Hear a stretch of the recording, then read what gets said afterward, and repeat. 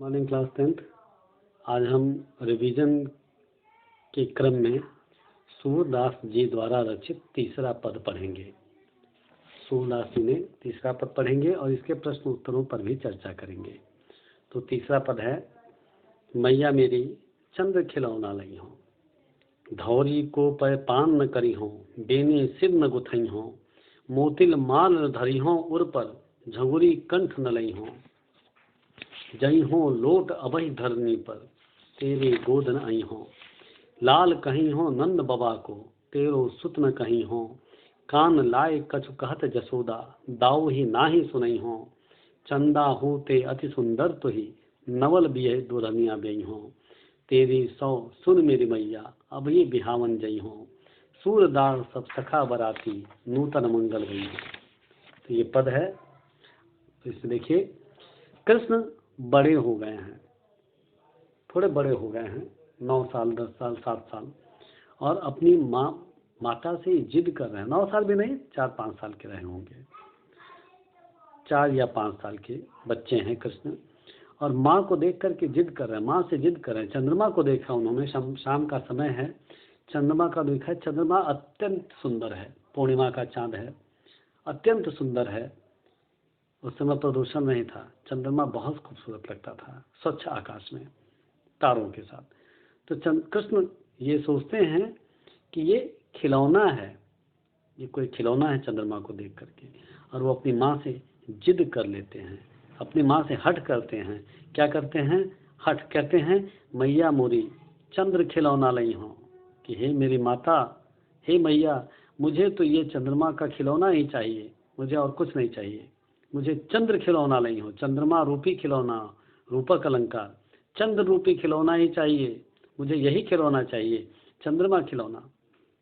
और कृष्ण ही नहीं, चंद्रमा कभी भी हमेशा से, आपके चंद्रमा हमेशा से बच्चों को रिझाता रहा है। तुलसीदास ने भी चंद्रमा के लिए श्री रामचंद्र को जिद करते हुए बतलाया है कवितावली में। तुलसी भी कहते हैं, कबहू शशि मांगन आरि करें, कबहू प्रतिबिंब निहारी डरें, कबहू करताल बजाई के नाचत, मात सबे मद मोद भरें। अर्थात कभी चंद्रमा को मांगने के लिए भगवान श्री राम जिद करते हैं, अवधेश के बालक चारि सदा, तुलसी मन मंदिर में बिहरें। कभी चंद्रमा को मांगने के लिए जिद करते हैं भगवान श्री राम, और कभी अपनी परछाई को देख के डर जाते हैं। ये सूर का नहीं बता रहे हैं, तुलसी जी का बता रहे हैं। कबहू करताल बजाई के नाचत, कभी दोनों हाथों से ताली बजा करके भगवान श्री राम नाच रहे हैं दशरथ जी के आंगन में। मात सबे मन मोद भरे, और माता के समेत सभी के मन में खुशियों से भर देते हैं उसको। अवधेश के बालक चारि चदा, और तुलसी कहते हैं कि अवधेश यानी अयोध्या के ईश यानी दशरथ के 4 बालक तुलसी मन मंदिर में बिहरे हैं, तुलसी के मन रूपी मंदिर में सदा निवास करते हैं। यहाँ भी आप देखते हैं, कबहू शशि मांगन आरि करें, चंद्रमा को मांगने के लिए जिद कर रहे हैं श्री रामचंद्र भी, मर्यादा पुरुषोत्तम है। उसके बाद फिराक गोरखपुरी लिखते हैं, वो भी चंद्रमा को देख करके अपने रुबाइयों में लिखते हैं। क्या लिखते हैं, सुनिए।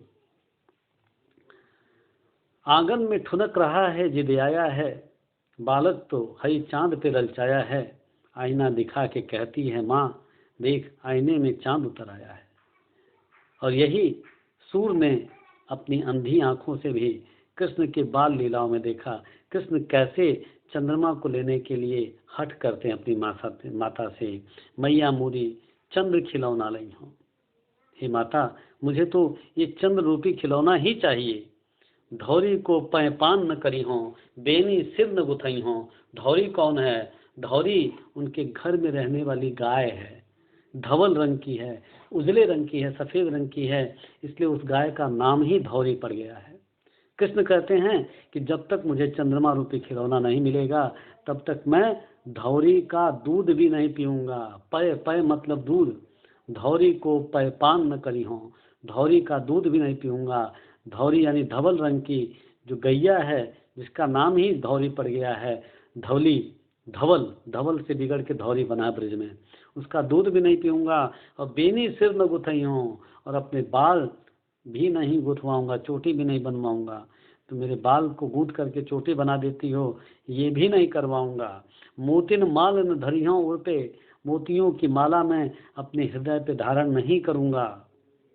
मोतिन माल, मोतियों की माला, उर मतलब हृदय, हृदय में गले में मोतियों की माला भी नहीं पहनूंगा। झगुली कंठ न लई हों, और झगुली जो वस्त्र है, झगुली सूती, वो अपने गले में नहीं धारण करूंगा, वो भी नहीं पहनूंगा। पाठांतर में झगुली एक प्रकार का आभूषण भी होता है, दोनों चीजें हैं। झगुली मतलब एक वस्त्र भी है, सूती ढीला ढाला वस्त्र, जिसको आप देखते हैं इस तरह बटन नहीं रहता था, यहाँ बांधा जाता था। और दूसरा झगुली या झंगुली एक आभूषण को भी कहते हैं। दोनों अर्थ हैं, दोनों ही सही हैं। तो झगुली कंठ न लई हों, अबही लोट जई हो, लोट अबही धरनी पर, यानी धरनी अर्थात जमीन। अगर मुझे चंद्र खिलौना नहीं मिला तो अभी मैं जमीन पे लौट जाऊंगा, जमीन पे लेट जाऊंगा, जमीन में अपने आप को लिटा लूंगा, धूल से सना लूंगा। और जो मुझे नहलाई हो तुम, नहलाई हो, धुलाई हो, स्वच्छ की हो, मैं फिर धूल में लौट जाऊंगा अगर मुझे चंद्रमा नहीं मिला। तेरी गोद नहीं हो, इसके बाद भी उसे, कृष्ण को लगता है कि इतनी धमकियां काफ़ी नहीं हैं, तो कहते हैं कि इसके बाद अगर भी मुझे, इसके बाद और डराते अपनी माँ को, कहते हैं कि तेरी गोद में भी नहीं आऊँगा। अगर मुझे चंद्रमा खिलौना नहीं मिला तो मैं तुम्हारी गोद में भी नहीं आऊँगा। लाल कहीं हो नंद बाबा को, और किसका लाल कहूँगा? नंद बाबा को। नंद बाबा का मैं लाल कहलाऊँगा, पुत्र नहीं, सुत नहीं, लाल। लाल जब माता पिता अपने बच्चे से अत्यंत प्रेम करते हैं तो उसे लाल कहते हैं, मेरे लाल। यशोदा माता कृष्ण को लाल कहती थी, मेरे लाल। तो वही कृष्ण कहते हैं, तेरा मैं लाल नहीं कहलाऊंगा। अगर मुझे चंद्रमा खिलौना नहीं मिला, चंद्र रूपी खिलौना नहीं मिला, तो मैं तेरा लाल भी लाल नहीं कहलाऊंगा। लाल तेरा तो सुत भी नहीं कहलाऊंगा, तेरा तो बेटा भी नहीं कहलाऊंगा। सुत मतलब बेटा, सुत मतलब कम प्रेम से कहते हैं सुत तो मेरा बेटा है, और जब बहुत प्रेम होता है तो कहते हैं तो मेरा लाल है। तो कहते हैं कृष्ण माता यशोदा से कि मैं तेरा तो लाल नहीं कहलाऊंगा, लाल कहीं हो नंद बाबा को, नंद बाबा का लाल रहूंगा मैं। तेरा तो बेटा भी नहीं कहलाऊंगा, तेरो सुत मैं कहीं हूँ। तेरो मतलब तेरा, सुत मतलब बेटा, सुत भी नहीं कहलाऊंगा, तेरा तो मैं बेटा भी नहीं कहलाऊंगा, नंद बाबा का लाल रहूंगा। माता यशोदा ये कृष्ण की बाल की लीलाएं देख करके, बचपन का भाव देख करके अत्यंत आनंदित होती हैं। माता पिता बच्चे की जिद देख करके कई बार आनंदित भी होते हैं, कई बार गुस्सा भी होते हैं। माता कई बार बच्चे को 2 चटकने भी लगा देती है, पिता कई बार बच्चों को डांटता भी है, लेकिन प्रेम करता है। उसी प्रकार से माता यशोदा खींचती भी हैं कृष्ण की लाल लीलाओं को देख करके। कृष्ण उन्हें परेशान भी करते हैं, लेकिन फिर भी जब कृष्ण मथुरा चलने लगते हैं तो सबसे ज़्यादा यशोदा बौरा जाती है। तो यशोदा कहती हैं, कान लाए कछु कहत यशोदा, अर्थात सीक्रेटली रूप से कान लाए, मुहावरा है, कान को पास ला करके, कृष्ण के कान को पास ला करके कुछ यशोदा कहना चाह रही, कुछ कह रही हैं यशोदा, माता यशोदा। दाऊ ही ना ही सुनाई हो, दाऊ ही दाऊ दाऊ दाऊ जी, दाऊ मतलब बलराम, कृष्ण के बड़े भाई बलराम। माता यशोदा कृष्ण के कान में धीरे से कहती हैं, अरे कृष्ण इधर सुनो, मैं तुमसे कुछ कहना चाहती हूँ। दाऊ ही ना ही सुनाई हो, दाऊ को मत बताना, दाऊ कहीं सुन ना ले, बलराम कहीं सुन ना ले, बड़ा पाजी है बलराम, कहीं सुन ना ले। और चंदा हूँ ते अति सुंदर तो ही, नवल दुल्हनिया भी हूँ, और मैं, तो चिंता मत कर, चंद्रमा का सुंदर है, चंद्रमा कितना सुंदर है, मैं तेरे लिए चंद्रमा से भी सुंदर दुल्हनिया ब्याहूंगी। नई दुल्हनिया, पुरानी दुल्हनिया नहीं, नई दुल्हनिया से तुम्हारी शादी कराऊंगी, तुम्हारी ब्याह कराऊंगी, नई दुल्हनिया ला के दूंगी, और वो दुल्हनिया चंद्रमा से भी सुंदर होगी। चंदा हूते, चंदा मतलब चंद्रमा, हूते मतलब उससे भी, अति सुंदर, बहुत ज़्यादा सुंदर, चंद्रमा से भी ज़्यादा, थोड़ा सुंदर नहीं, चंद्रमा से भी बहुत सुंदर। तो ही मतलब तुम्हें नवल दुल्हनिया भी हों, मतलब नवल यानी नई नवेली दुल्हनिया ब्याहूंगे, तुम्हारी शादी कराऊंगे चंद्रमा से भी सुंदर। तुम चंद्रमा को देख करके परेशान हो रहे हो, ऐसी दुल्हनिया ब्याह के लाऊंगे तुम्हारे लिए जो चंद्रमा से भी सुंदर हो। अब कृष्ण बच्चे हैं, बालक हैं, बालपन है, वो सोचते हैं ये सौदा बुरा नहीं है, ये जो ऑफर दिया जा रहा है ये ऑफर बुरा नहीं है, चंद्रमा से भी सुंदर माता कह रही हैं, तो चंद्रमा को जाने दो, छोड़ो, प्रोग्राम कैंसिल, चंद्रमा को छोड़ दीजिए। अब तो माता से कहती हैं, अब कृष्ण अपना मूड बदल लेते हैं, कहते हैं तेरी सौ सुन मेरी मैया, हे माता मुझे तेरी सौगंध है, तेरी सौगंध है माता, अब मेरी बात सुन, हे माता मुझे तेरी सौगंध है, अब मेरी बात सुन, अब ही बिहा बन गई हो, इसी समय मैं शादी करने चलूंगा, देर नहीं, चंद्रमा को लेने का प्रोग्राम कैंसिल, अब ही बिहा बन गई हूँ, इसी समय मैं ब्याह करने चलूंगा।